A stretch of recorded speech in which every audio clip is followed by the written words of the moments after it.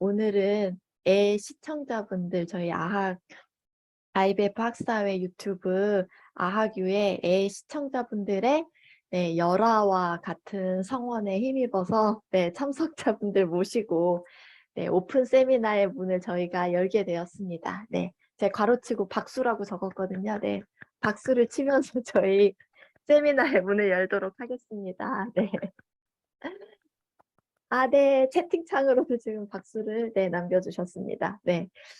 날씨가 진짜 많이 추워져가지고 또 9월 23일인가? 그때 보니까 이제 22년도 뭐 100일 남았다고 하고 그 날 다음부터는 이제 저희가 두 자리 숫자가 돼서 약간 카운트다운 하는 기분이 들더라고요. 그래서 이때 되면 연말 되면 뭐 올해의 사건 아니면 올해의 책 뭐 이런 거 이제 또 그런 거 선정하고 약간 이렇게 순서 만들고 이런 거를 좀 좋아하는 것 같은데 그래서 저희도 올해 내가 꼽은 올해의 영화라는 이제 주제로 아까 앞에 말씀드렸듯이 올해의 영화를 좀 나눠보고 아직도 이제 찾지 못하신 분들을 위해서 그런 주제로 오늘 이야기를 해보려고 합니다. 그래서 저희는 오늘 IBF 최대 아웃풋, 영화계 최대 아웃풋인 저희 최은 평론가님을 모시고 같이 올해 영화에 대해서 좀 이야기를 나눠보도록 하겠습니다. 최대 아웃풋이 뭔 뜻인지 지금 영화계 거목 어렵네요. 어렵게 말씀하셔가지고 그러게요. 아웃풋이란 무엇인가? 네, 안녕하세요. 채은입니다. 만나 뵙게 돼서 반갑고요. 네, 아는 분도 계시고 네, 성함만 뵌 분도 계시고 해서 어쨌든 반갑습니다. 지금 이제 여러 영화들 말씀을 해주셨는데요. 시기상으로 지금 순간은 올해 영화를 얘기하기에 좀 이른가 싶기도 한 마음도 있고, 한편으로 여러분이 보신 영화들은 놀랍게도 저는 안 본 영화가 대부분입니다. 평론가가 모든 영화를 다 보실 거라고 생각하시진 않으시겠죠? 근데 이상하게, 다른 때는 그렇지 않는데요. 이상하게 올해는 극장에서 흥행하는 영화들을 굉장히 많이 놓쳤어요. 뭔가 이렇게 상황도 그렇고 제가 이제 본 영화들이 또 그런 영화들이 많이 아니었던 것 같다는 생각을 해요. 그래서 사실 많이 고민을 했는데요. 저에게는 실망하셔도 할 수 없습니다. 기꺼이 실망을 드리는 아웃풋이 되겠습니다. 그래야 또 부담이 없어요, 사람들이. 네. 사실은 이제 제가 헤어질 결심하고 지금 오늘 하려고 하는 이제 영화고 사이에서 고민을 하긴 했어요. 근데 헤어질 결심은 저도 여기저기서 또 얘기를 많이 하기도 했고, 제가 IBF의 학사회 유튜브에서 하는 독보적인 이야기를 뭘 할 수 있을까, 이런 고민도 조금 했고, 현실적으로 그렇고요. 그런 고민도 있고, 그리고 원래 저희가 오늘 처음 들어오신 분들은 잘 모르시겠지만 기존에 또 보신 분들은 아시겠죠? 원래 이 시간에 제가 선정해서 보여드리는 영화가 굉장히 주관적이긴 합니다. 그리고 그 시점에 제가 꼭 다시 보고 싶은 영화여야만 한다고 저는 생각했어요. 그래야 제가 뭔가 이렇게 더 재밌고 신나게 권해드릴 수 있을 것 같다는 생각도 들고, 그래서 주로 이 영화 꼭 진짜 보고 싶다, 이런 느낌을 가는 영화들을 하는 것 같아요. 근데 이제 연말이니까 또 생각을 해보자면 올해를 시작하면서 제가 굉장히, 그러니까 거의 처음으로 너무너무 만족하면서 봤던 작품인 것 같아요. 그러니까 처음에 1월 초에 이 작품을 보고, 그러니까 작년 12월 말에 이제 개봉을 했는데, 이 작품을 보고서 내가 한 해를 정말 기분 좋게 시작했던 작품이기도 하고, 1년 내내 지내면서 지금까지도 계속 간간히 생각이 나더라고요. 그 영화 이미지가 너무 생각나고, 마음의 위로도 많이 되고, 힘이 되는 그런 작품이어서, 저는 한 해를 시작하면서 이 영화를 보면서 되게 기뻐했지만, 여러분은 또 한 해를 마무리하면서 보셔서, 기뻐할 수 있다면 또 좋은 영화예요. 그만큼 이 영화가 굉장히 특별하다고 미리 말씀을 드리는데요. 궁금하시죠? 이렇게 말씀드리니까. 뭐냐면요, 제목도 되게 특이해요. 끝없음에 관하여입니다. 끝없음에 관하여. 한 해를 시작하면서 끝없음에 관하여를 이로 시작을 했고, 지금은 또 한 해를 맞춰가는 중에 끝없음에 대해서 이야기를 하니까 또 그런 의미도 있겠다는 생각도 들고요. 어쨌든 저는 간간히 올해 한 해 내내 이 영화를 생각을 했던 그런 작품이에요. 그런데 제가 봤더니 올해 뭐 있었더라 하고 영화를 이렇게 쭉 찾아보다 보니까 이 영화가 그 영화진흥위원회죠. 영화진흥위원회 입장권 통합 전상망 있잖아요. 그 전상망 상으로는 관객 수가 815명이더라고요. 전국 관객 수가. 놀랍죠. 그런데 이제 그 뭐 포털 사이트에 나와 있는 걸로는 한 4천 몇 명? 그래서 5천 명 조금 가까이 되는 것 같고, 어쨌든 공식 집계는 815명. 네, 광복 기념인가요? 그래서 저도 놀랐어요. 아, 이 정도로? 그 정도로 이게, 빨리 막을 내린 작품인가라는 생각이 들었는데요. 어쨌든 5천 명이 안 되는, 관객 수 5천 명이 안 되는 작품이고, 그렇기 때문에 여러분이 이 작품을 보시면 공식기에 따르면 1,000명 이내의 관객이 되실 수 있는 작품입니다. 근데 그만큼 많은 사람의 선택을 못 받았으니까 여러 가지 이유가 있겠지만 뭐 각오는 하셔야 될지 모르겠는데요. 연말에 정말 보내드리고 싶은 그런 작품이에요. 일단 제가 공유를 하고 시작을 해볼게요. 잘 보이시나요, 혹시? 네, 보이시죠?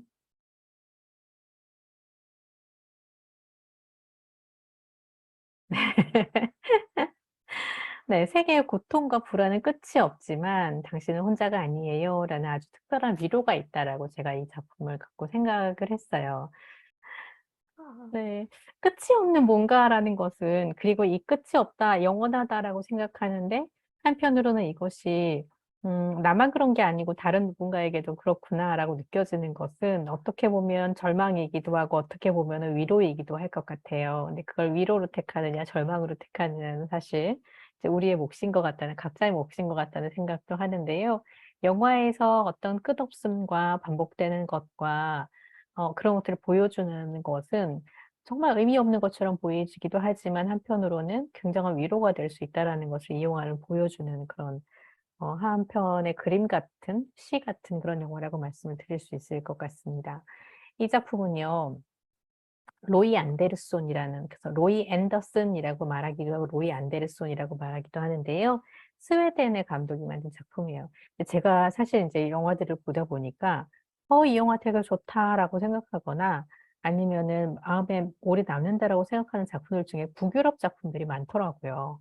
저도 그 잘을 몰랐는데 북유럽 영화들, 특히 스웨덴, 노르웨이, 뭐 덴마크 이런 영화들을 이제 보다 보면 음, 핀란드 뭐 이런 데까지도 보다 보면 뭔가 이렇게 공통의 관심사는 아니지만 그러니까 그 사건 자체가 공통의 관심사라기보다는 거기에 담겨 있는 정서와 생각 같은 것들이 사실 크리스찬들이 고민하는 것과 굉장히 많이 닿아 있다라는 생각들을 하게 돼요.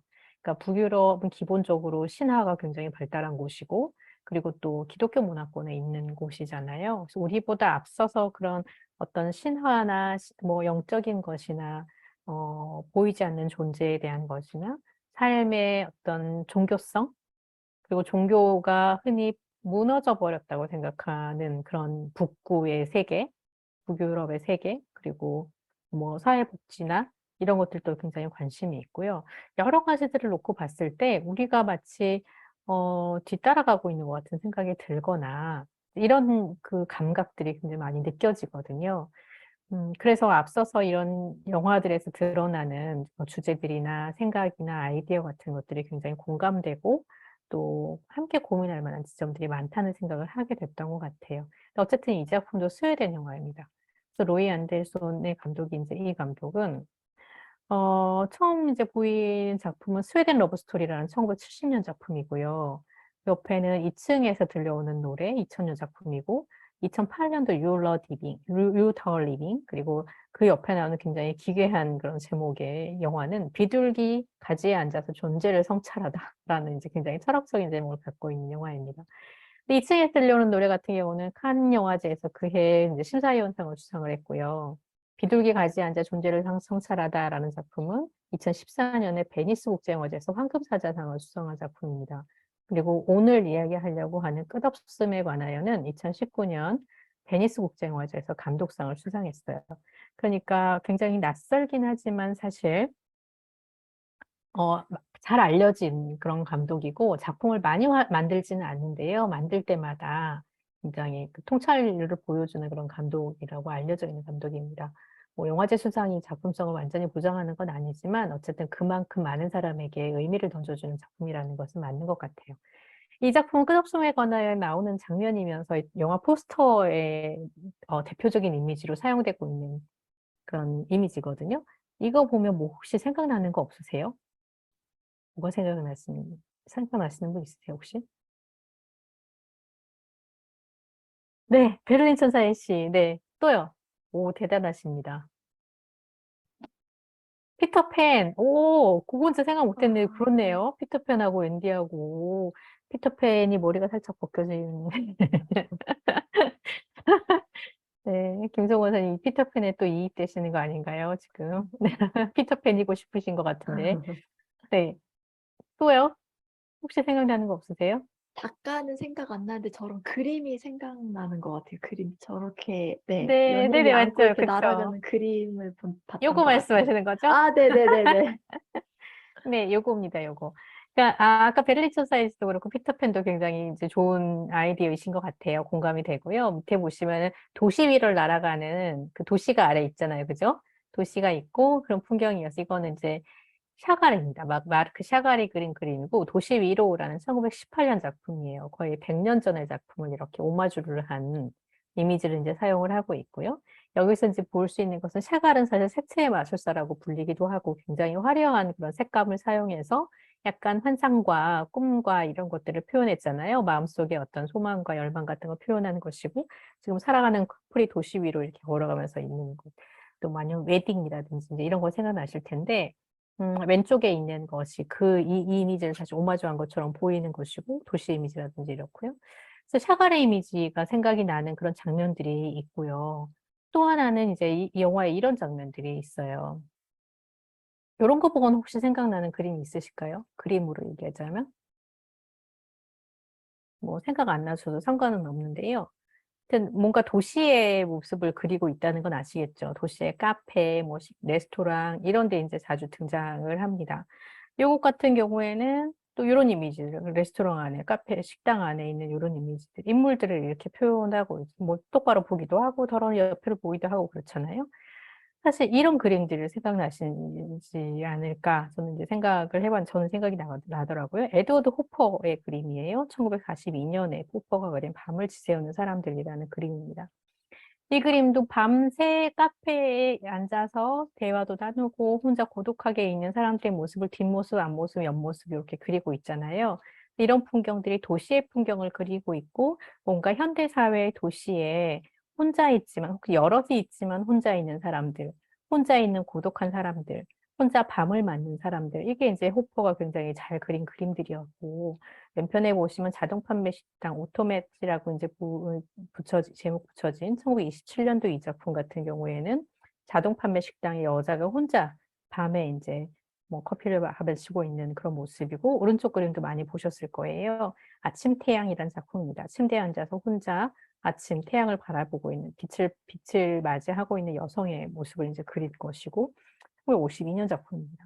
이렇게 호퍼의 그림 속에 나오는 인물들처럼 뭔가 고독하면서도 이미지들을 이제 여러 가지로, 그러니까 뭐 보여주는 그런 것인데, 살짝 이 그림보다도 명도 자체는 조금 더 밝지만 색감은 톤 다운되어 있는 그런 느낌의 영상으로 아까 여러분이 보신 카페 장면이나 레스토랑 장면들을 생각을 해보실 수 있을 것 같아요. 일단 영화의 이미지들은 이렇습니다. 그리고 아까 보여드린 그 영상, 그 화면 속에, 스틸 사진 속에, 사람들은 서로 관계가 있는 사람들이 아니에요. 그러니까 장면들이 뭐 어떻게 보면 에피소드 중심으로 끊어지는 옴니버스처럼 만들어진 그런 영화들이고요. 이미지 자체는 굉장히 시적인 것처럼 보이기도 하고 회화처럼 보이기도 하는 그런 작품들이에요. 그래서 내러티브라고 얘기하는 이야기 줄거리가 하나로 쭉 깨어지는 이야기는 아닙니다. 그런 이야기들이 수십 개가 엮여져 있어요. 마치 단편 영화 수십 개가 연결되어 있는 것 같은 그런 구조를 갖고 있는데요. 아마 이 영화를 보시고 나면 어떻게 영화라는 매체가 얼마나 매력적인지 그리고 왜 예술인지 이런 것들을 조금 생각할 수 있고 표현 방식도 이렇게 다양할 수 있구나라는 걸 생각하실 수 있을 것 같아요. 짤막한 에피소드들이 끊임없이 그야말로 끝이 없이 이어지고 있는데 이게 절대 지루하거나 난해하지도 않고 어떤 극적인 구성이나 뭐나 자극적인 이야기보다도 공감과 여운이 깊어지는 그런 장면들을 연출을 하고 있는 걸 볼 수 있습니다. 일단 살짝 제가 새로 한번 공유를 해 볼게요. 예고편을 갖고 왔거든요. 어떤 영화인지 좀 짐작이 가시지 않잖아요. 그쵸? 뭔가 이렇게 '어 뭐지?' 이런 생각이 드실 텐데 지금 요거는 보이시나요? 잠깐만요. 제가 공유를 할 때 소리 공유를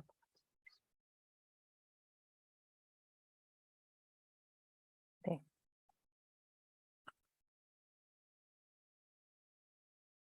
Jag såg ett kärlekspar, två älskande, som svävade över en stad.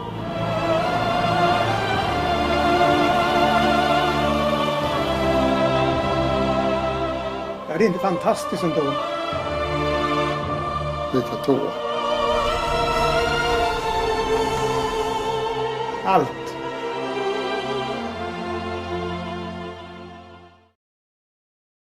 지금 요 장면들에 제가 이따가 인용할 장면들이 있어서 한 번만 더 보여드릴게요. 복습입니다. 너무 빨리 지나가는 장면들이어서 한 번만 더 보겠습니다. Jag såg ett kärlekspar, två älskande, som svävade över en stad.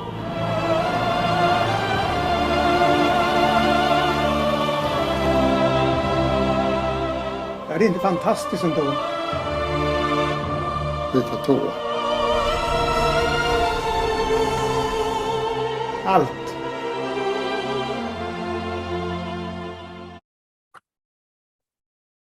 네. 보신 느낌이 어떠신가요?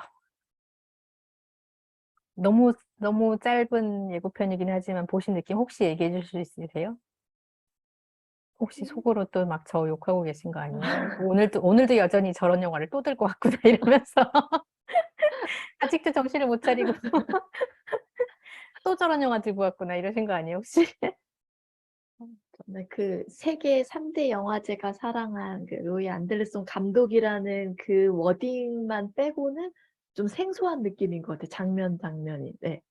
그 워딩만 빼고 다 낯선 느낌? 네 예. 네 그쵸. 아 멜랑콜리하다고 말씀해 아. 주셨어요. 네 맞습니다. 멜랑콜리합니다. 또 어떤 느낌이 드세요? 색채가 되게 독특하네요. 그쵸, 전체적인 그쵸. 색감이 아까 그림 보여주신 것처럼 장면 장면이 그냥 그림 같고 좀 그런 것 같아요. 마음에는 드세요? 너무 아름다워요. 감사합니다. 감사합니다. 갑자기 위로가 되고 있어요. 저는 그 자체가 위로가 되네요. 저희 사실 다른 때 4 명이서 이렇게 할 때는 제가 알거든요. 다 취향이 아니신 거 알거든요. 근데 제가 늘 봐야겠어요, 오늘. 제가 예 "그래도 저는 저 보고 싶은 거 할 거예요." 이러면서 제가 맨날 얘기해 가지고 사실 살짝 죄송한 마음도 있는데 아마 그래서 유튜브 조회수도 안 올라가고 사실은 제 탓이라는 걸 제가 알고 있습니다. 그러나 또 어떡하겠어요. 제가 뭐 못하는 거를 막 할 수는 없잖아요. 아니 거짓말할 수는 없잖아요. 그래서 저 가장 이렇게 네. 아 뭐라고요? 항상 취향이시라고요? 네. 고맙습니다. 네 이상한 사람들이 모인 거 맞아요. 되게 이상한 사람들이 모여 있고 어떤 사람들은 되게 너무 외롭거나 너무 절망적이거나 아니면 너무 이상하거나 진짜 성격이 이상하거나 이런 사람들이 막 모여 있는데요. 이상하게 그게 자극적이지도 않은데도 빨려 들어가는 느낌이 쪼끔 있더라고요. 저한테는 그랬어요. 긴 영화가 아니어서 아마 지루하기도 덜했을 것 같은데 '이 영화는 어떻게 그럴 수 있었을까?' 내가 한번 생각을 해 봤습니다. '어떻게 하면 그렇게 시적인 이야기를 하면서도 사람들을 집중하게 할 수 있을까? 아니면 공간과 여운을 어떻게 만들어 냈나?'라는 뭐 전략, 내러티브 전략이라고 해야 될까요? 표현 전략이라고 해야 될까요? 한번 생각을 해 봤어요. 여러 요인들이 있을 것 같은데요. 2가지 정도가 결정적인 역할을 하고 있다고 저는 생각을 해요. 하나는 에피소드들을 연결하는 반복입니다, 반복. 그러니까 굉장히 다른 각각의 이야기들을 하고 있는데 반복되는 것들이 있어요. 뭔지 혹시 아시겠어요? 예고편만 보시고는 잘 모르시겠네. 그 예고편도 반복되는 게 있긴 한데.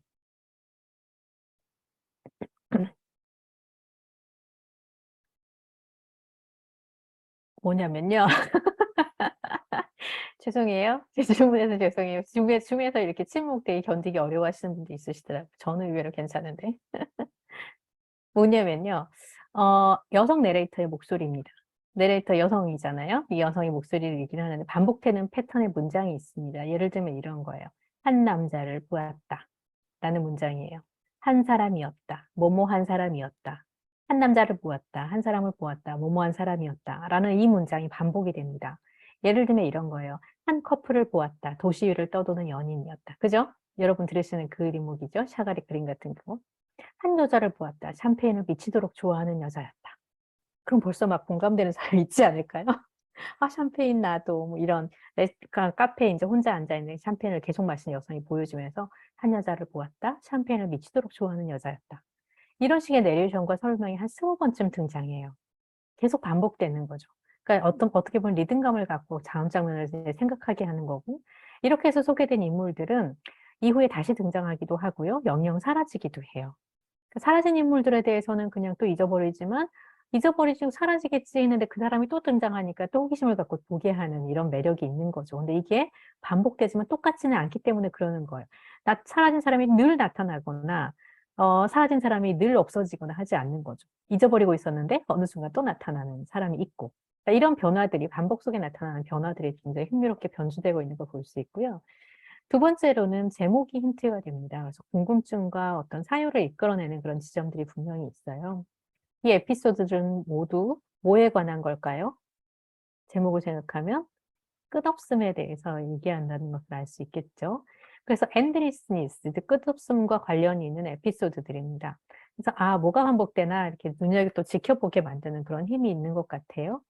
일단 개인적인 차원에서 이 끝없음이라는 것은 고질적으로 자신을 괴롭히는 감정 또는 정서로 생각해 볼 수 있어요. 예를 들면 이런 거죠. 끝이 없는 외로움. 그죠? 외로움이 끝이 없어요. 혹은 불안, 끝이 없는 두려움, 강박, 질투, 분노, 이런 감정들이 끝이 없이 등장하는 것이 개인적인 차원의 어떤 끝이 없음이라면, 두 번째로는요, 반면 이게 개인적인 차원의 문제로 끝나지 않는다는 것이 저는 참 좋아요. 어떤 면에서 그러냐면 사회 구조와 역사적인 맥락에서 이 끝없음을 동시에 고찰하고 있다는 점인데요. 예를 들면 또 이런 장면이 있습니다. 칼에 찔려서 한 여성이 피투성이로 죽어 있어요. 죽어가고 있고 죽은 여성이에요. 말하자면 그 여성을 무릎에 안고 한 남자가 오열을 하고 있습니다. 슬픔이죠. 끝이 없는 슬픔을 보여주고 있는 것 같은데 이 사람에게는 이런 설명이 따라요. 한 남자를 보았다. 가족의 명예를 지키기를 원했으나 마음을 바꾼 남자였다. 이 남자가 울고 있어요. 가족의 명예를 지키기 위한 남자가 무슨 말일까요? 무슨 말일까요? 이 남자는 지금 어떻게 했어요? 한 여성을 죽인 거예요. 그죠? 죽인 거예요. 명예살인을 저지른 남자입니다. 가족의 명예를 지키기 원했으나 마음을 바꾼 남자였다. 그게 모든 설명의 전부예요. 근데 그 설명에 너무 많은 것들이 들어가 있지 않나요? 그죠? 어떤 게 들어가 있나요? 한 남자가 자기의 누이 동생이 아마도 누이 동생일 것 같은데 누이 동생이 아니면 많으면 뭐 나이가 많으면 딸이겠죠. 살해한 거예요. 왜냐하면 가족의 명예를 위해서. 그러니까 엄격한 종교 집단을 종교 집단의 어떤 영향을 받은 그런 국가나 민족 사회에서 공동체에서 명예를 더럽혔다고 여기는, 그러니까 계급의 문제라든지 아니면은 뭐 섹슈얼리티 문제라든지 이런 문제로 명예를 더럽혔다고 생각하는 가족은 죽여도 되는 것이 이제 이슬람의 법이고, 그렇죠. 종교의 어떤 그런 근본주의의 법이 있는 그런 종교들이 있죠. 그래서 어쨌든 짐작하건대 이 남자는 자기의 가족을 명예를 위해서 죽인 거예요. 그런데 지금 어땠습니까? 왜 오열하고 있어요? 마음을 바꿨어요. 근데 어때요?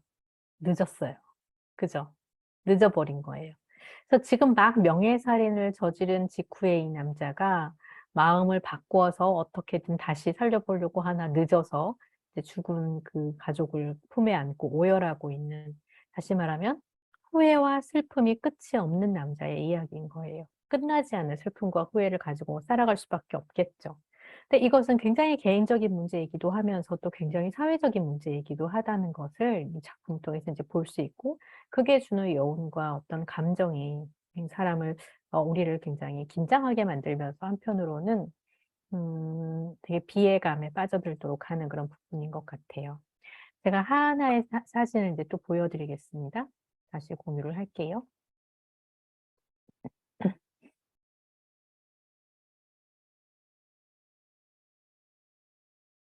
네, 여기 이제 아까 그 보셨고, 예고편 보셨고요. 지금 이거는 어떤 한 남자의 모습인데요. 십자가를 지고 채찍을 맞으면서 골고다를 올라가는 이 모습이에요. 사실 이거는 꿈이라는 것이 밝혀집니다. 이 남자는 이제 반복돼서 등장하는 사람 중에 하나예요. 그러니까 굉장히 중요하게 영화에서 나온다는 걸 알 수 있겠죠. 근데 이게 꿈이에요. 근데 이 사람의 직업이 뭘까요? 여러분 한번 찍어 보시겠어요? 누가 이런 꿈을 꿀까요?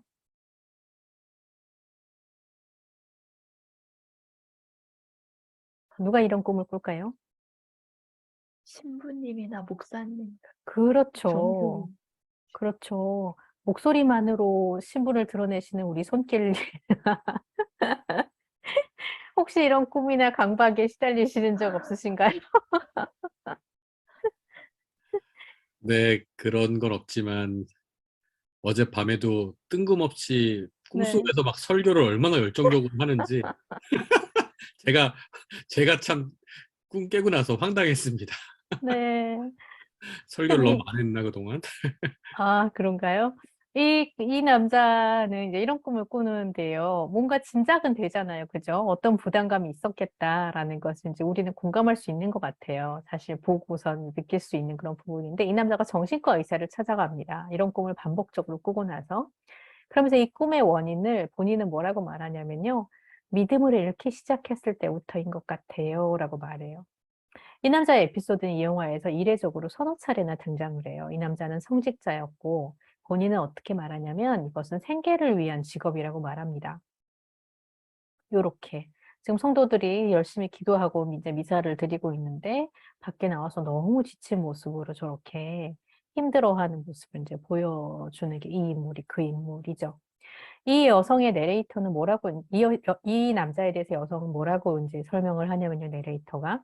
한 남자를 보았다. 믿음을 잃은 남자였다. 라는 것입니다. 사실 믿음에 대해서 고민하고 성직자의 어떤 그 소명의식이나 사명감이나 사명을 잃어버린 채 나는 이제 돈 벌기 위해서 생계를 위해서 일을 하고 있구나라는 것이 깨달아지는 순간에 이 남자의 괴로움이 꿈과 정신과 의사를 찾아가야 되는 고통과 불면과 이런 지쳐있는 모습으로 드러난다라는 것을 보여주는 거고요. 사실은 성직자이든 아니든지 간에 열심히 해오던 어떤 일에서든 의미를 찾기 어려운 상황이 되는 순간 사람들이 빠지기 쉬운 그런 상태가 아닐까 싶고, 어떻게 보면 이 남자에게는 이 상황이 정말 끝없이 찾아오는 어떤 절망 같은 것이지 않을까, 그리고 끝없이 찾아오는 그 모임에 대한 생각이지 않을까라는 생각을 해서 되게 암담해지는 그런 장면이기도 해요. 그런가 하면 좀 더 친근한 장면들도 있습니다. 어떤 거냐면요. 온통 하얀 그런 식탁보가 깔려져 있는 고급 레스토랑이에요. 하얗고 밝은 그런 레스토랑에 한 노신사가 신문을 읽고 있습니다. 그런데요, 이 노신사가 이보다도 더 나이 들어 보이는, 그만큼 나이 들어 보이는 백발의 웨이터가 와인을 따르고 있어요. 이제 신문을 보는 노신사의 와인을 따라요. 그런데 와인 잔이 철철철철 넘쳐서 이 새하얀 식탁보가 빨갛게 변합니다. 뒤늦게 이 웨이터가 정신을 차려요. 그리고 와인을 막 닦아냈습니다. 이때 여성인 내레이터가 단조로운 목소리로, 늘 그렇듯이 단조로운 목소리로 말해요. 뭐라고 말하냐면요. 한 남자가 있었다. 마음이 온통 딴 데가 있는 남자였다. 이렇게 얘기를 합니다. 그쵸? 우리도 사실 뭔가 마음이 딴 데가 있을 때가 있고, 그죠? 정신없이 정말 지낼 때가 있지 않나요? 근데 온통 마음이 딴 데가 있어서 나도 모르게 뭔가를 줄줄 흘리고 있는 때가 있습니다. 공감이 되는 그런 이야기인 거죠. 이런 모든 에피소드들이 사실 누구나 보면 나도 그런 적이 있어. 이렇게 생각하게 되는 그런 에피소드들인 건데요. 따지고 보면 우리가 살아가는 일상이 하루하루가 그런 것 같아요. 기승전결이나 인과관계로 이어지지는 않죠. 하지만 이 자잘한 감정들, 에피소드들이 하루를 채우고 또 일주일, 한 달을 채워서 1년을 지나가게 되는, 이것이 사실 우리가 살아가는 모습이지 않나라는 생각을 하게 되는데요. 아까 말씀드렸듯이 영화 끝없음에 관하여가 개인의 일상과 감정을 다루지만 또 역사를 배제하지 않는다는 점도 중요해요. 아까 여러분 보신 그 예고편 장면에서 군인들이 이렇게 쭉 지나가는 장면 보셨잖아요. 그죠? 이 영화에 히틀러의 이야기도 나오거든요. 히틀러가 최후를 맞이하기 전에 지하 벙커에 이제 이 히틀러가 나타나는데요. 이때 내레이터가 뭐라고 말하냐면요. 한 남자를 보았다. 세상을 정복하길 원했으나 실패하리란 걸 깨달은 남자였다. 이 남자 어떻게 하나요? 히틀러? 스스로 생을 마감을 하잖아요. 그죠? 그 얘기를 이제 이렇게 하고 있는 거예요. 그런데 이 장면은 아까 보신 그 장면, 군인들이 끝없이 긴 행렬로 눈보라를 헤치고 이 걸어가는 장면들과 연결해서 볼 때 훨씬 더 의미가 분명해집니다. 뭐라고 얘기하냐면 이때는요. 전쟁에 패한 군대를 보았다. 시베리아에 있는 수용소까지 행군하고 있었다. 라는 건데요. 히틀러와 이 히틀러의 야망은 끝나는 것처럼 보였어요. 그렇지만 그것이 왜 그대로 끝이 아닌지를 보여주는 이 끝없음의 이미지는 바로 전쟁이 끝나서도 끝없이 어디론가 가고 있는 군인들의 발걸음, 그 행렬들, 이걸 보여주면서 여전히 계속되고 있는 어떤 행군의 이미지, 이런 것들을 보여주는 끝없음의 이미지로 남습니다. 히틀러의 삶 자체는 끝났어요. 그죠? 그렇지만 그 이후에 여전히 군인들은 어디론가 가고 있고 전쟁이 끝나든 끝나지 않든 늘 새로운 그런 군대의 행렬은 또 나타나는 것을 우리가 보고 있는 거죠. 뭐 이런 것들인데요. 그렇지만 또 모든 에피소드들이 이렇게 괴롭고 불안하고 이런 것만은 아니에요. 아주 즐거움과 드물게 즐거움과 기쁨의 무한 반복을 다루는 그런 에피소드가 있습니다. 여러분 아까 그 제가 두 번을 보여드린 뭐죠? 예고편에서 그 장면이 있어요.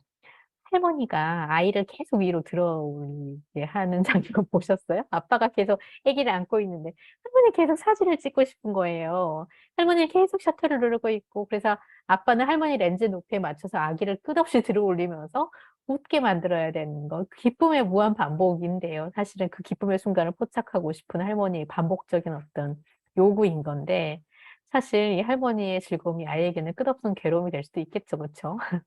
평생 동안 또 어떤 그 애정 가운데서 또 살아야 되는, 애정의 괴로움도 느끼며 살아야 되는 어떤 것에 대한 뭐 암시 같기도 하고 굉장히 재밌고 위트 있는 장면이라는 생각이 저는 들었습니다. 블랙 코미디 감성이죠, 사실. 그래서 안델슨 감독의 이 블랙 코미디 감성이 그렇게 여러 군데서 이제 드러나는 영화이기도 하고 유머 위트가 느껴지는 그런 장면들도 있어요. 그래서 이 영화를 보고 나면 생각이 끝없이 이어지는 그런 지점들이 있습니다. 그래서 제가 올해 한 해 동안 내내 이 영화 생각했다 그랬잖아요. 간간이 정말 생각이 나는 거예요. 아, 정말 끝없음이구나? 이런 거 있잖아요. 그래서 그 영화의 장면들이나 어떤 상황들을 생각하면서 한편으로는 이제 위로가 되기도 하고, 한편으로는 공감하기도 하고, 연민을 갖게 되기도 하고, 이런 장면들을 마음속에 그리면서 지냈던 것 같다는 생각을 해요. 그래서 이 100명의 관객이 영화 끝없음에 관하여라는 이 영화를 본다면 각자에게 남는 100개의 이미지가 있을 거라고 저는 생각하거든요. 그 이미지가 마음속에 끄집어낸 다른 100개의 이미지가 또 그렇게 이미지로 잔상으로 남는 그런 작품인 것 같다는 생각을 했어요. 어떤 사람들에게는요, 이런 장면이 또 기억에 남으실 수 있을 것 같아요. 예를 들면 버스에 앉아서 한 남자가요, 막 엉엉 울어요. 갑자기 웁니다. 여러분 혹시 그런 사람 보신 적 있으세요? 앉아서 막 울고 있는, 그 대중교통에서 혼자 막 울고 있는 사람을 아마 간간히 보실 수도 있을 것 같아요. 그런 사람도 있죠. 버스 차창에 이렇게 대해서 울고 있거나 눈물을 흘리고 있거나. 그런데 이 영화 속에서는 어떤 남자가 엉엉엉 웁니다. 진짜 엉엉 울면서 내가 원하는 게 뭔지 모르겠어요. 라고 얘기하면서 엉엉 울어요. 그것도 노신사가요. 중년 이상의 나이 든 사람. 굉장히 많은 어떤 생각을 하게 하는 그런 장면이기도 하고요. 어떤 여성은요, 열차에서 내렸어요. 그리고 아까 이제 그 멜랑콜리라고 쓰여진 그 장면을 말하는 거거든요. 기차에서 내려가지고 이제 앉았단 말이에요. 그런데요, 아무도 자신을 기다리지 않는다라는 것을 이 여성이 생각하고 우울해지는 그 멜랑콜리인 거예요. 그러니까 기차에서 내렸는데 사람들이 다 갈 길을 향해서 가고 있는데 자기는 기다리는 사람도 없이 그곳에 앉아서 기차에서 내릴 차례 벤치에 탁 앉아서 주저앉아 있는 거죠. 벤치에 앉아 있는 거죠. 그러면서 우울해져요. 왜냐하면 아, 나를 기다리는 사람이 아무도 없구나.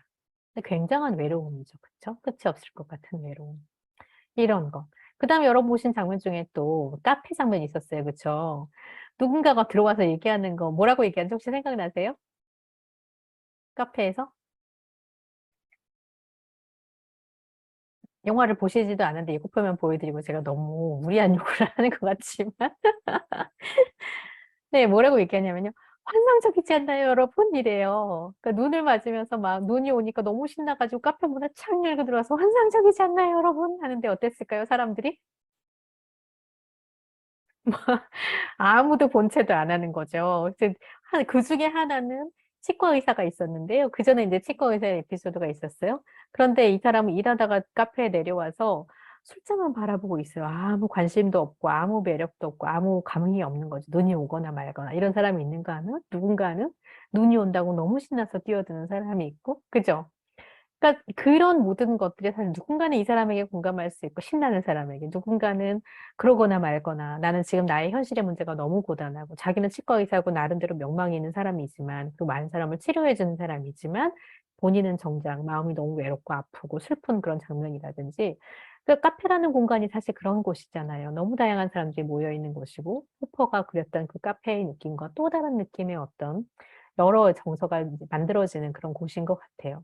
그래서 영화는요, 이렇게 아주 단편적인 이미지로 최소한의 사연을 우리에게 제공을 해요. 그런데 우리가 거기서 받는 이 감정은 오히려 최소한의 사연이 들어가 있기 때문에 훨씬 우리 각자의 사연과 만날 가능성이 많아집니다. 그래서 더 강렬하게 기억에 남는 것 같다라는 생각을 하게 돼요. 영화는 결국 좀 애매하게 끝이 나요. 끝없으면 끝이 나는데요. 근데 이 영화를 감상하는 행위 자체는 사실 끝없는 행위가 되고 끝없는 체험이 된다는 생각을 하게 돼요. 그래서 아마도 저에게도 꽤 오랫동안 기억에 남고 계속해서 생각나는 이미지가 됐지 싶어요. 마지막으로 이제 한 가지 말씀드리고 싶은 것은요. 이 여성의 목소리가 보았다라는 말로 끝난다는 점이 굉장히 인상적이라는 점이에요. 예를 들면 이야기들에서 서술하는 방식이 한 남자가 있었다, 한 여자가 있었다 이럴 수도 있잖아요. 그죠? 그런데 뭐라고 말하냐면 한 남자를 보았다예요. 이건 뭐냐면 주체가 있다는 얘기거든요. 본다는 건 주체가 있다는 얘기고 내가 본다는 건데, 놀랍게도 이 영화는 끝까지 그래서 이 여자가 누구인지 이 주체적으로 보는 여성의 그 정체를 알려주지 않습니다. 내가 보았다라고 얘기하면 뭔가 중요한 인물일 것 같은데 우리는 끝까지 이 사람이 누군지 몰라요. 그런데 이 화자는, 내레이터는 누구도 아니기 때문에 누구나 될 수 있는 목격자가 되는 거라고 생각합니다. 영화의 이미지를 보면서 우리가 깊이 공감할 수 있는 것은 어디선가 우리가 그것을 봤고 또 내가 경험했기 때문이 아닐까라는 생각인데요. 그래서 마지막 이미지가 굉장히 특별하다는 생각이 들었어요. 이 영화의 마지막은 아무도 지나가지 않는 벌판이 있어요. 진짜 끝이 없이 이어지는 길입니다. 끝없음이죠. 끝없음에 관해서예요. 끝이 없이 길이 이어지고 있는데 길 한편에 녹색 자동차가 서 있어요. 한 남자가 차에서 나와서 이 본네트를 열거든요. 그래서 차를 이리저리 살펴봐요. 그래서 어디 도움을 줄 사람이 있나라고 보는데 생명차라고는 하나도 눈에 보이지 않는 그런 곳이었던 거예요. 굉장히 난감하죠. 근데 이 마지막 에피소드에서 목소리는 이렇게 말해요. 한 남자를 보았다. 차에 문제가 생긴 남자였다. 사실은 우리는 허허벌판에서 차가 고장나서 문제를 겪게 될 가능성이 많지는 않죠. 그렇지 않나요? 놀랍게도 저는 그런 경험을 한 적이 있네요. 그런데 그래서 좀 공감이 되는지 모르겠는데. 근데 제가 진짜 허허벌판, 미국에 있을 텐데요. 미국에 잠깐 갔을 텐데 여행 간다고 가다가 진짜 허허벌판에서 차가 펑크가 난 거예요. 그래가지고 정말 밤을 지새워야 되는, 모기때 엄청 뜯기면서 밤을 지새워야 되는 상황에 아무 차 한 대도 안 지나가는 거예요. 근데 아마 한 대 지나가던 차가 휙 지나가 버렸어요. 그냥 절망적이었죠. 근데 막 날은 어두워지고 차에 배터리는, 헤드라이트를 켜야 지나가는 사람이라도 붙잡을 수 있을 때, 차라도 붙잡을 수 있을 텐데 배터리는 염려가 되는 상황이고 밤은 어두워지고 있고 계속해서 깊어지고 있었어요. 근데 이게 한 대 딱 지나가는데 그냥 가버린 거예요. 어떻게 됐냐면 나중에 이 차가 지나간 지 한참 후에 경찰차가 왔습니다. 미국은 되게 위험한 곳이잖아요. 그러니까 우리가 있는 그 차가, 내가 있는 탄 차가 고장나 있는 상황에 내려와서 도움을 주지는 않고 그럴 수는 없었고 이 사람이 가서 신고를 해준 거예요. 너무 고맙게도. 그래서 구조당한 경험이 있습니다. 이 먹먹함을 알아요. 허허벌판에서 있을 때. 근데 사실은 그건 정말 너무 직접적으로 연관이 있는 에피소드지만 정말 허허벌판에 혼자 서 있는 것 같은 경험을 우리는 인생을 살아가면서 하게 되는 것 같아요.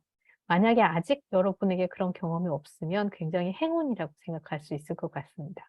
그러나 언젠가는 그런 경험이 반드시 올 것 같아요. 올 거예요, 아마도. 누구에게나 정말 혼자 직면해야 되는 그런 상황이 있을 것이고, 문제가 생겼는데 아무도 도와줄 사람이 없는 거죠. 그런 모습들, 그런 이미지들을 생각하면 굉장히 공감이 될 수밖에 없는 그런 상황이고, 그런데 내가 그런 경험을 하면서 그에게 공감하고 있다는 것은, 그리고 그게 영화로 만들어져서 보여준다는 거는 뭐냐면, 누군가는 그런 경험을 했고, 그 경험을 이야기로 만들고 예술적인 이미지로 만들어냈다는 거죠. 그리고 알아보게 되는 거잖아요. 그래서 느끼는 어떤 그 위로라는 게 굉장히 특별한 것 같아요. 나는 굉장히 내가 경험한 특별한 경험이라고 생각했고, 이건 정말 영화에나 나오는 예외적인 상황일 것 같다고 생각했는데, 알고 보니까 누군가 나와 비슷한 경험을 했고, 이게 완전히 이례적인 경험이 아니라는 사실이 주는 위로는, 그게 누군가의 경험에 의해서 통과되었다라는 것, 그죠? 그러니까 지나간 일이라는 것이잖아요. 그리고 그것을 객관화해서 혹은 이미지화해서 보여줄 만큼 지금은 괜찮아졌다는 위로일 것 같기도 하고, 나는 정말 고독한 상황에 처해 있는데 그 고독이 나만의 것이 아니라는 것이 주는 연대감, 위로, 이런 것들이 예술이 주는 특별한 힘이 아닐까라는 생각을 해요. 그런 위로냐말로 고통과 불안의 세계를 견뎌낼 에너지가 되는 것 아닌가. 누군가는 나에 앞서 이런 일들을 겪었고, 견뎌냈고, 이렇게 이야기를 해주고 있고, 나도 또 누군가에게 그런 얘기를 해줄 수 있는 사람이고, 예를 들면 이런 것들이고요. 한 해를 지나면서 이런 생각들을 조금 할 수 있으면, 그러면, 정말 끝없는 것처럼 보여지는 일들 가운데 그게 끝나든 끝나지 않든지 간에 그 자체가 중요하지는 않을 것 같다는 생각을 해 봤어요. 그리고 뭔가, 음, 사실은 우리는 영원을 꿈꾸는 사람들이라고 얘기를 하잖아요. 기독교 그리스도인들은 영원을 꿈꾸는 사람들이고, 끝나지 않음에 대해서 굉장히 소망으로 바라보는 사람들이기도 하죠. 근데 거기서 오는 긴장과 역설과 어떤 오히려 괴리감, 영원을 꿈꾸는 것은 굉장히 소망에 넘치는 일인데 이 상황이 영원하다고 생각하면 난 너무 불행해질 것 같은 이런 이상한 역설. 네, 내가 그걸 소망으로 바라보지 못하는 역설, 이런 것들이 주는 어떤 절망감 같은 게 있는 것 같아요. 스스로의 모순을 바라보는 그런 관점도 있고요. 그러니까 이런 것들, 이런 순간들이 사실 이 영화 속에는 수십 편이 몰려 있습니다. 누군가는 어느 상황에 공감하게 되는 것 같아요. 그게 역사적인 상황이든 개인적인 상황이든, 그리고 그게 구조적인 문제이든 아니면 정말 감정과 어떤 정서의 문제이든지 간에 특별한 그런 경험을 하게 될 거라고 말씀드릴 수 있을 것 같아요. 아주 독특한 영화이지만 굉장히 또 공감이 되는 영화일 거라고 말씀을 드릴 수 있을 것 같습니다.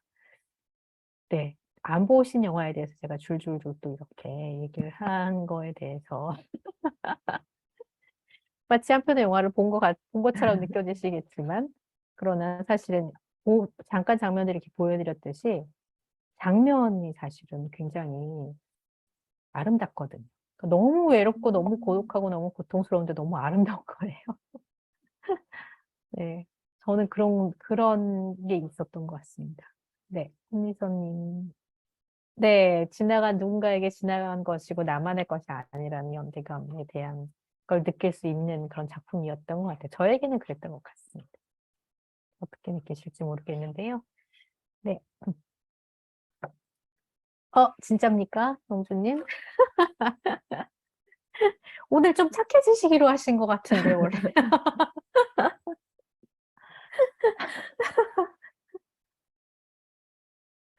네. 네, 맞죠. 원래 착하죠. 압니다.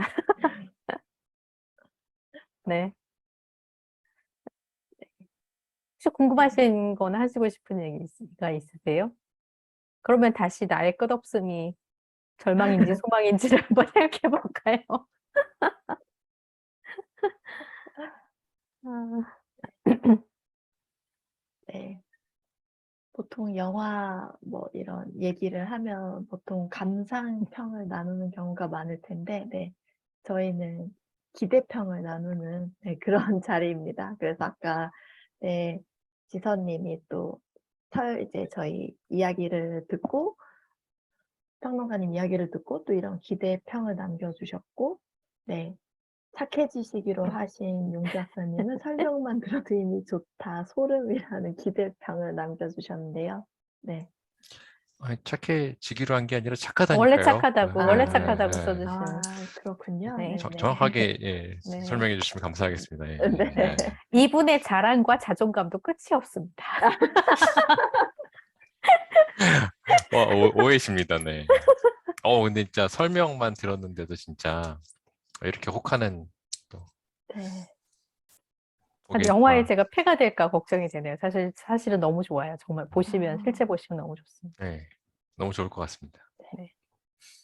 아까 평론가님이 잠깐 저희 영화 취향에 대해 좀 이제 다른 사람들을 데리고 이제 지금 이렇게 얘기를 매번 해주신다고 말씀을 하셨는데, 네, 저의 취향은 아까 그 명예살인, 이제 그런 장면 한 남자가 칼에 맞은 여자를 이렇게 안고 울고 있다면 저는 그 상황을 파악해서 그 범인을 찾아내는 그런 영화를 좋아하거든요.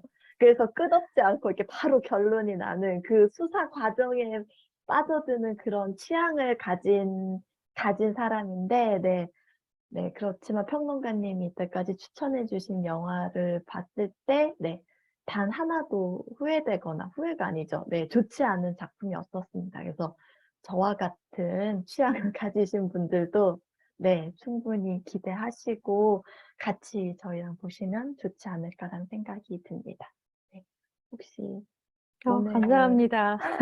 네, 오늘 와주신 네, 저희 지은실 학사님의 취향은 어떠시고 어떻게 들으셨는지 좀 여쭤봐도 될까요? 네. 저는 취향이요? 저는 최은 선생님 팬이어서 항상 페이스북으로 올리는 글과 모기영 구독 참여해서 항상 추천해 주시는 책을 이렇게 보고 있어요. 너무 우와, 좋았고 쓰신 책도 읽으면서 너무 좋았고요. 우와. 감동의 눈물. 추천해 주신 영화 보면서 여기 동네 사람들이랑 같이 너무 보고 싶다. 같이 보고 같이 나누면 참 좋겠다. 이런 생각이 들었어요. 저희도 지금 뭐 이렇게 가을 정도 되면 막 지겨워지는 부분들이 있잖아요. 계속 아까 말씀했던 것처럼 정말 끝없이 이어져야 되는 뭐 일도 그렇고 뭐 육아도 그렇고 뭐 그런 것에 대해서 이걸 언제까지 이렇게 끌고 갈 수 있을까? 언제까지 내가 이렇게 살 수 있을까? 이런 고민들을 좀 깊게 할 수 있지 않을까? 그런 생각하면서 되게 기대감이 있었고요. 저는 추천해 주신 영화도 좋아하고 탑건도 재밌게 봤고요. 지금 아주 다양합니다. 좋아요, 네. 좋아요. 네. 네, 네, 그런 설교하시는 꿈을 꾸신 저희 종교직에 오래 종사하셨던 네. 간사님은 또 혹시 어떤 기대평을 남겨주실지 궁금합니다. 아까 뭐 십자가 그 부분에서 그 종교인이 느꼈던 그 감정, 그러니까 내가 진짜 이제 먹고 살기 위해서 어떤 종교적인 그걸 직업으로 하고 있는 이제 그런 거에 대한 어떤 장면 아까 말씀해 주셨는데, 사실 간사 오래 하면서 목사 뭐 이런 일들 하면서 사실 그런 것들을 느낄 때가 참 많이 있는 것 같아요. 그러니까 정말 처음에는 막 순수하게 막 영혼을 보면서 또 뭐 성도들을 보면서 막 이렇게 막 뜨거웠던 마음도 있고 그렇게 시작을 해서 하지만, 어떨 때 보면은 되게 내가 정말 뭐 이렇게 밥 먹고 살려고 그냥 이렇게 어떻게 보면은 맞춰서 이렇게 사람들에게 성도들이나 사람들에게 이렇게 하고 있는 건 아닌가 막 이런 것들을 느낄 때가 많이 있었고 뭐 지금은 이제 종교적인 일에서 그만 퇴직을 하고 이제 있지만 사실 뭐 그런 것들을 그 아까 그 영화에서 이렇게 얘기할 때 좀 많이 공감이 됐던 것 같아요. 그래도 좀 저는 이제 교회 사역을 안 하는 이유 중에 하나가 정말 뭐 IBF는 그래도 조금 나은 게 이제 성도들을 이렇게 막 이렇게 눈치 보고 막 그런 건 아니잖아요. 근데 이제 교회에 가면 정말 그 목사님이 뭐 목사든 누구든 하여튼 그게 이제 그 자리를 참 유지하기 위해서 막 수많은 막 이렇게 상황과 뭐 성도들과 막 이런 속에서 막 이게 목회를 하는 건지 아니면 그냥 눈치를 보면서 사는 건지 뭐 이런 것들을 좀 이렇게 보면서 그냥 진짜 하여튼 뭐 그런 거에 대한 약간 이게 진짜 하나님 나라 운동에 정말 중요한 건가 막 이런 고민들을 하게 됐던 것 같고 물론 뭐 그럼에도 불구하고 그 속에서도 목회하는 게 되게 중요한데 뭐 이렇게 섬기고 양떼를 섬기고 중요한데 저는 하여튼 이거 참 진짜 이런 우리나라 목회 환경 큰 교회는 또 크기 때문에 작은 교회는 작기 때문에 막 그 모든 환경들이 진짜 복음을 전하는 어떤 그런 게 정말 가장 큰 우선이 되기보다는 교회를 유지한다든가 성도들의 상황을 유지하기 위한 이런 것들에 오히려 더 포커스가 되기가 쉽다. 네. 말을 또 길게 하게 되는 혹시 종교 했던 사람 딱 그래 이게 참 그래 문제가 많습니다. 용주 너무 웃지 마세요. 네. 네. 네, 너무 길게 말해주셔서 감사합니다. 네. 네, 저희 기대평만으로도 진짜 끝없이 얘기할 수 있을 것 같지만, 네, 저희는 또 다음 순서가 있기 때문에 제가 또 자연스럽게 넘어가도록 하겠습니다. 네, 지금 또 저희 은실 학사님도 또 커밍아웃을 해주셨는데요. 저희 또 여기 압력하고 있는 저희 모기영 팬들이 있지만 또 아직 모기영 그 영화제를 또 아직 모르시는 분들도 있기 때문에 저희가 특별히 모기영의 부집행위원장님이시자 수석 프로그래머이신 최은평론가님을 다시 모시고 저희 이제 2주 뒤에 시작될 이제 곧 시작될 모기영 영화제에 대한 좀 홍보를 좀 요청을 드렸습니다. 네, 부탁드리겠습니다. 아유, 기회를 주셔서 감사합니다.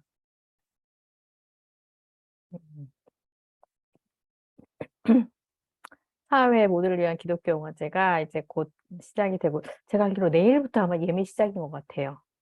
날짜는 10월 28일부터 30일까지고요. 28, 29, 30 이 사흘 동안 애무시네마, 광화문 애무시네마에서 열립니다. 그리고 이제 주제는 올해 실상 가상이에요. 그래서 트레일러를 제가 또 아직 아마 이거 공개 전일걸요?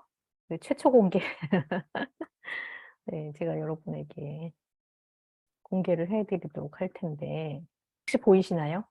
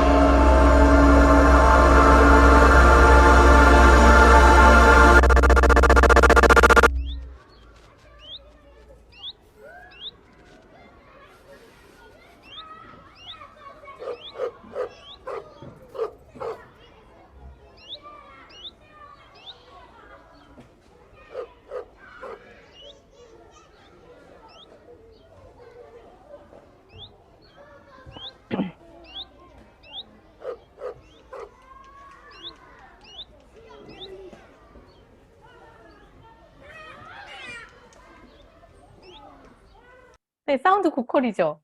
네, 어쨌든 다 이렇게 퀄리티가 굉장히 저도 자랑스럽게 깜짝 놀랐어요. 그 완성본 보고 저도 깜짝 놀랐고 너무 멋지지 않나요? 네. 되게 실상가상이라는 주제로 열립니다. 근데 이게 어떤 건지 대충 감이 잡히시죠? 트레일러 보시니까. 그러니까 뭔가 이렇게 SF적이기도 하고 환상적이기도 하고 뭐 종교성이나 천상의 것들을 추구하는 것이기도 하면서 한편으로는 또 지상의 이야기를 하는 그런 것들이 이제 저희 영화제 이번 컨셉이고요. 그래서 사실은 이제 SF와 판타지를 중심으로 하려고 이제 영화들을 추리고 있었는데 안타깝게도 어려움이 조금 많았어요. 이번에 되게 어려운 점이 아무래도 SF 영화들이나 장르 영화들이 이제 블록버스터급 영화들이 많고요. 여러 가지로. 그래서 그 영화제에서 다시 트는 것이 굉장히 어려워지는 상황 작품들이 좀 많아서 저희가 영순위로 생각했던 작품들이 많이 날리긴 했습니다. 사실은. 그래서 그럼에도 불구하고 이제 그래서 더 많은 영화들을 이제 봤는데요. 그래서 찾아낸 작품들이고 나름대로 저희들 생각에는 굉장히 의미 있는 작품들을 잘 골라냈다라고 생각은 하고 있어요. 그러니까 천상의 이야기를 하는 것 같고 뭔가 환상이고 판타지 같은 이야기를 하는 것 같지만 그 안에 현실이 굉장히 진하게 녹아 들어가 있고 현실의 이미지를 담고 있는 것. 저는 이제 이 트레일러 보면서 저도 놀래고 되게 좋았던 부분 중에 하나가 마지막 사운드에 그러니까 그 아날로그 카메라, 아날로그 텔레비전으로 딱 멈춰지면서 소리가 들리는 게 굉장히 일상의 소리들이잖아요. 우리가 결국 일상으로 돌아간 거거든요. 일상의 소리들. 그런 부분들이 굉장히 너무 잘 녹여냈다라는 생각이 들면서 칭찬했던 부분이기도 합니다. 좋아했던 그런 부분이기도 여러분 어떻게 보셨는지 모르겠어요. 네, 그렇고요. 또 하나 보여드릴게요. 정말 재밌고 잘하는구나 아마 그렇게 생각하실 것 같아요.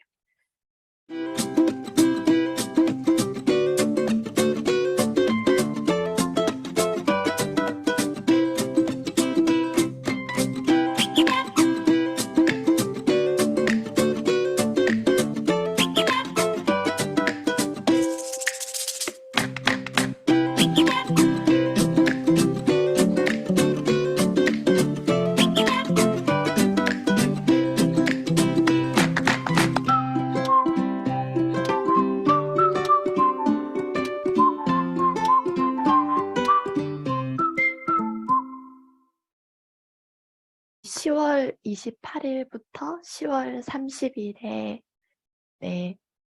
어디로 가면 될까요, 저희가? 네. 광화문 M시네마요. 네. 광화문에 있는 M시네마로 오시면 됩니다. 자세한 네. 내용은 홈페이지를 참조하시면 네. 참고하시면 아실 수 있습니다. 네. 영상 영화제. 하단에 보시면 네, 저희가 홈페이지 주소와 네, 예매 방법을 확인하실 수 있습니다.